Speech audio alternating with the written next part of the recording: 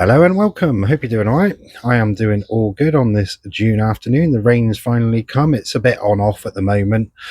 Sunny in the day sometimes, but raining today as you can see it. So we'll do a quick whip round, see what's going on, and yeah, any thoughts and whatnot. We'll go from there. So as we're under the cover and it's raining, we may as well start here. You can see the passion flowers are flowering pretty well. These ones are really good. These ones, I've got one which has got the standard one, which is that one. And then I've got one on this post, which the flowers are a bit different. Let's try and find a freshish one. There you go. So they've not got the blue tinge on them. That one's a passion flower snow queen. So the main difference between and what I can tell other than the flowers is that the leaves on this one are a bit broader. Like if you have a look at just that standard leaf there, is a bit sort of thicker than sort of these ones.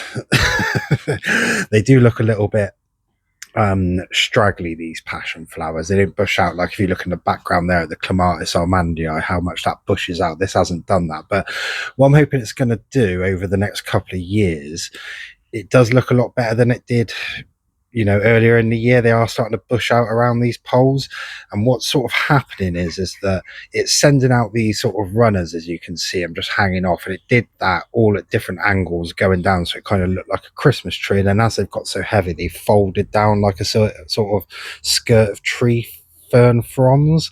So I'm hoping that once that layers up over a couple more years, you won't be able to see that post. But they do flower pretty well, these passion flowers. These ones here, the blue ones, have been an absolute magnet for bumblebees. We just caught it on an unlucky day where it's a bit windy and also rainy, because otherwise this thing's covered in bumblebees usually, so that's pretty good.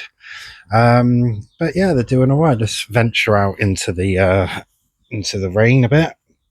So yeah, it was really nice the other day. There was about 7 or 8 of them all on one stretch that was all open. They're closed now. You can just see the remnants of them there. So it looked really good, and it does add something to it a bit. So yeah, happy with that. Yeah, I can't really think of anything more. Yeah, there's a better thing of those flowers actually. Just white. I don't know if they're meant for moths or they're just a human-made hybrid sort of thing, just for the look of it. But yeah, definitely out of those two, if you're going to get one, get the blue one. Definitely. So yeah, so let's venture on around here. So Camellia Corner, you can see the blocks are no longer visible. I've used the offcuts of doing the boxing and the old boxing, which was for the most part, apart from this stuff over here, all that stuff was the offcuts of doing all the fencing around. So I've had some of this wood for 2-3 years, which is why some bits look brand new and some bits are stained with mud. So painting it should be fun. Don't know what I'm going to do color wise. I think because the coping stones over there are kind of like a pale beige or light, I would do the vertical bits a lighter color and then do a dark brown for the top bit, but I'll probably reverse that round here. And also managed to finish off the boxing for my bar, so that looks proper, doesn't it? So yeah, the reason we've come over is because the color of that old coffee table and the wood is quite a dark brown, so it would make sense to do these vertical bits in the dark brown, and it will hide the mud a bit better than just something like a staining or a light paint. But yeah, this is really good. So the bit at the top of it, which is making it look like some old Greek Doric pillar, that is my locking system, so you can't pull that out as it is. And it's the bottom of a cabinet. It had these, you can't really see them, but there's some doors there. So it's a big full height cabinet, and this was just hiding the legs at the bottom of it basically. So pulled that off, and then what you do is it's just jammed in there. So pull that off just on a chunk of wood when you want to use it. That bit sits up on that ledge nicely.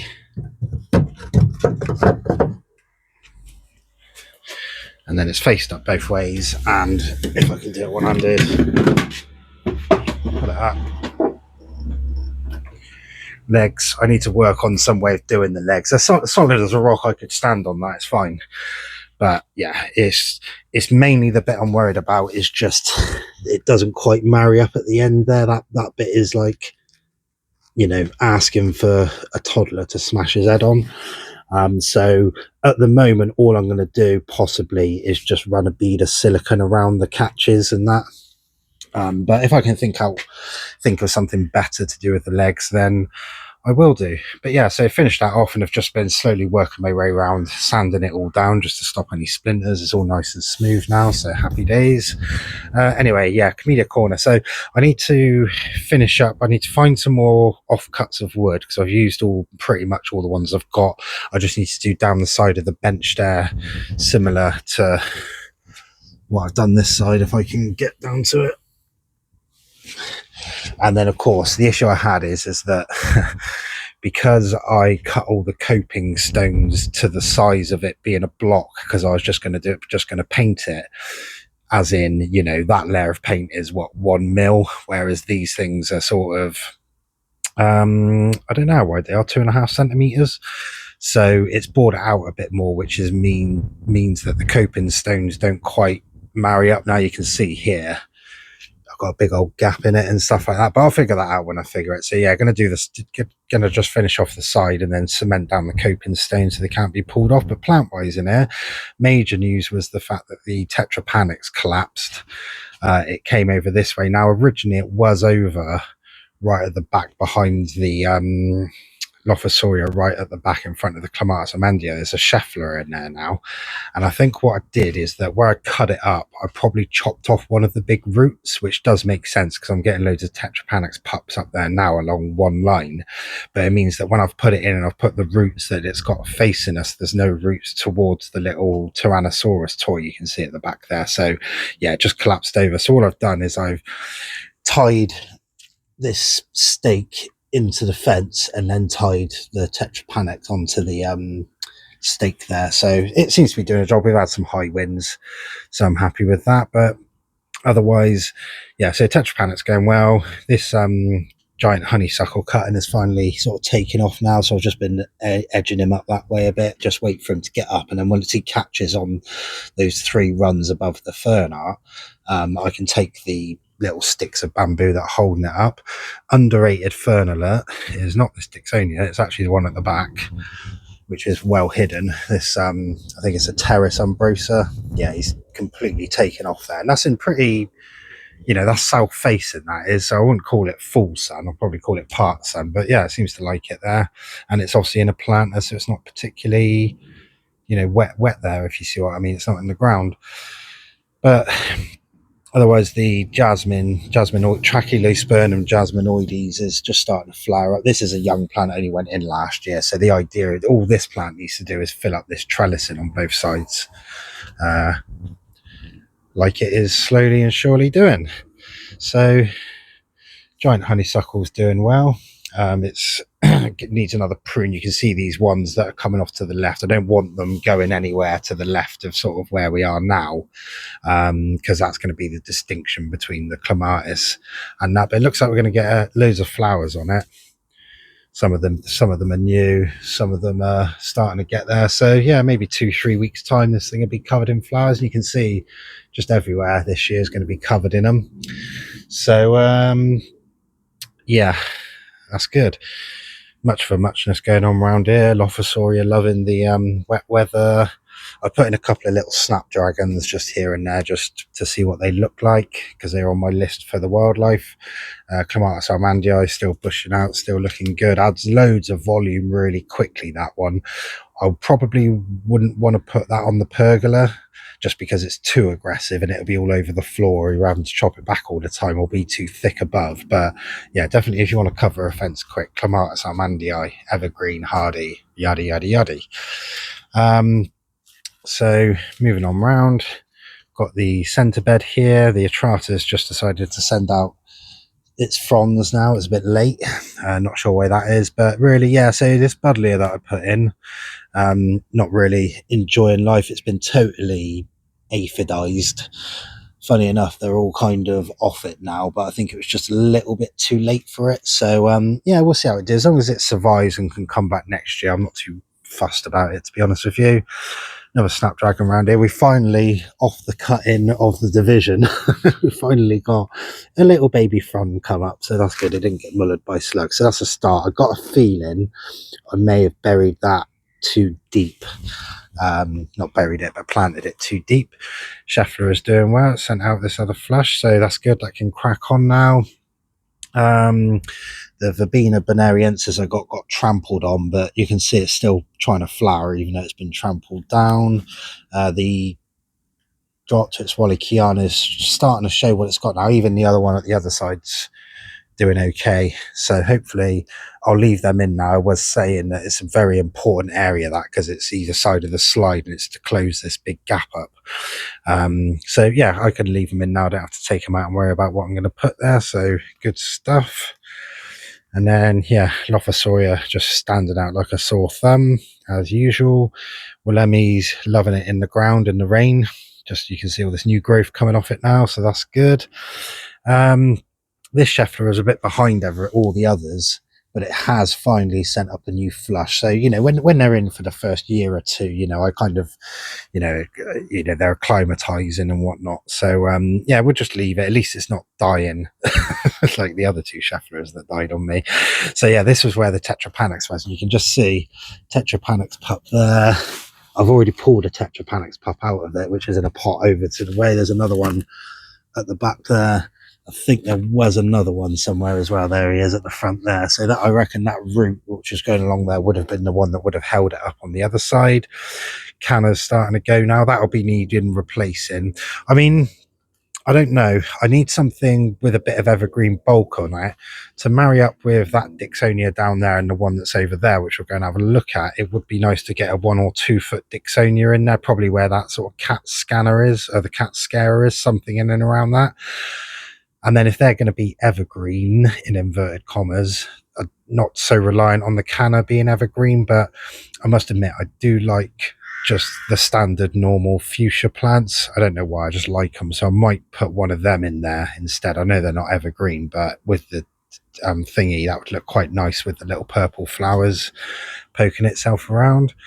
So Pilostagia, still bushing out, so slow growing this, but when it does grow, it fills out. I mean, I just sort of, every time I look at it, I was like, just grow, goddamn, you just grow. But then I sort of look at just this, and then I think, it might take, 7-8 years to sort of get up and fill the whole thing out. But when it does, it's going to be absolutely immense. And got a lot more flowers coming this year. You can just see the ends of them. I only got one flower last year, so that's good. This Blacknum, which I was worried about, I'm still worried about it. You can see the frond is coming out, so we'll see what colour that comes out at. I don't know what's wrong with that. This Scheffler doing well. This is the one that's been in the longest, thus why he's the highest. So yeah, it's looking good. Cyathea sends out a beast frond already, 2 beast fronds. This one is doing okay, actually. This Polysticum's doing all right. The canopies are starting to raise a bit on the Fatsias. So this one's just sent out another 2 little dummy ferns. This one only went in late last year, this Dixonia. So, for another year or 2, I'm not too worried about that as long as it stays alive. Maidenhair's doing well, looks really good coming over the side. The fig tree got a little bit top heavy and has collapsed on top of the Fatsia and also collapsed this way as well, but I'm going to leave it just for now because it's something to duck under or whatnot to make it a bit more jungly. This Cyathea has sent one out as well and is just in the process of sending out another one. This Atrata is sending out loads of new fronds. It got trampled and I'm a bit worried the crown's been damaged, but I'm going to see what happens with it this year and go from there. This Hydrangea Samanii, it did start growing and then it just suddenly sort of stopped. So yeah, I don't know. I want to leave it in as long as I can, but it doesn't look like it likes it there. I mean, you can see everything else is soaking wet, but actually the soil around that where it's under the Fatsia isn't getting any rain by the look of it. So that might be something to do with it. Loads of bindweed everywhere and whatnot. Yeah, so canopy on the Fatsias is starting to raise, which is good. Gives me some spots to fill up when I need to. Just go through all that. And then down here, as I said, the Droptip's Polychiana looks great. It's got the dark stipe along the middle, and then when they come out, they're really lime green, and they're still lime greeny, but just not as much as they were. The Dixonia is doing all right. Sent out a flush of fronds. Cyathea sent out this frond, so that's fine. That's good. Nice beast. But it seems to be, it's just, the next one's just started. It's been about a month since this one's been out. Not fully, but it's been out. Usually they come out every week or two. And it hasn't sent any out, but it just looks like that sort of Crozier has just nudged its head up. So hopefully that'll start and get going now.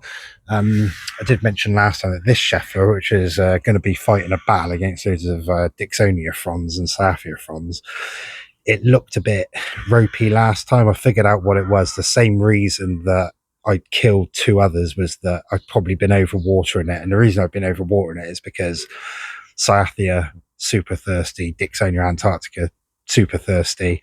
Do you think I was being, accurate with my aimings, or was I just giving it all a spray in that area? So yeah, I've not been watering that now, so it looks a lot better. This Hydrangea Samanii again, doing well, looks good, looks like it's going to be a nice form on that one.